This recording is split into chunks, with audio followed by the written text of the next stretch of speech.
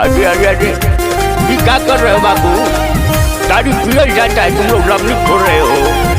नहीं बाबा, आज नहीं छोड़ेंगे। ये ताड़ी में पानी मिला के दिया है।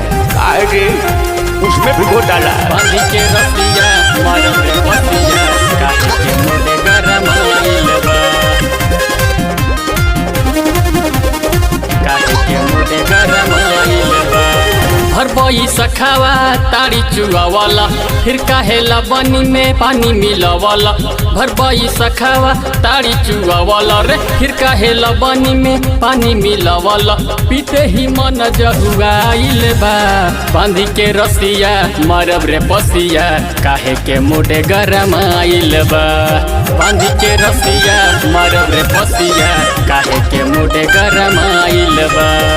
देखो बाबू, तुम लोग ऐसे मत किया करो, नहीं तो बुढ़ारी में हमारा भी मियाज गड़बड़ा जाएगा। आप चुप रहिए ना बाबा, इसको हम अकेले देख लेंगे। नहीं बाबू नहीं, लड़ाई झगड़ा ठीक नहीं है। बांधी के रसिया मारब रे पसिया, काहे के मुडे गरम आइल बा, काहे के मुडे गरम आइल बा। माना कैले में हरारू हो, बिहाना सैया जिदारू हो। नशा में दशा बिगड़िए नु जाई, पूछी न साली कबो साढ़ू हो। ए हो माना कैले में हरारू हो, बिहाना सैया जिदारू हो। नशा में दशा बिगड़िए नु जाई, पूछी न साली कबो साढ़ू हो। बानी पिया कर ताड़ी के ये ताना, बानी पिया कर ताड़ी के ये ताना, फिर काहे चिनिया मिला बले बा।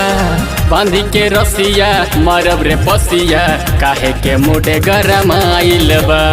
बांधी के रसिया मारब रे पसिया, काहे के मुडे गरम आइल बा। ये दो जितना टाइम है सब उछल दिया। अरे क्या करोगे तुम लोग?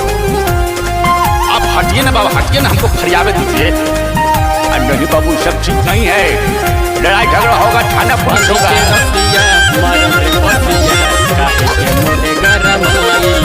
धोनी के चक्कर में हम धरा के जाएंगे। बेसी बोला में त ढेरा पचतइबे, पानी मिलई में दालात जूता खइबे। बड़ा कमिश्नर मुखियो न बोली, चल जाई में थाना थानेदार वो न छोड़ी।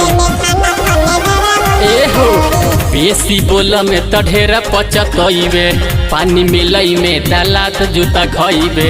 बड़ा कमिश्नर मुखियो न बोली, चल जाई में थाना थानेदार वो न छोड़ी। बोलत बोलिया पावर गुडुआ, बोलत बोलिया फेमस गुडुआ, दीपक के मन चकराइल बा। बांधी के रसिया मारब रे पसिया, काहे के मुडे गरम आइल बा। बांधी के रसिया मारब रे पसिया, काहे के मुडे गरम आइल बा। हम ताड़ी पीने आए, तुम लोग तमाशा कर दिया। ताड़ी से मुझ ठंडा लो।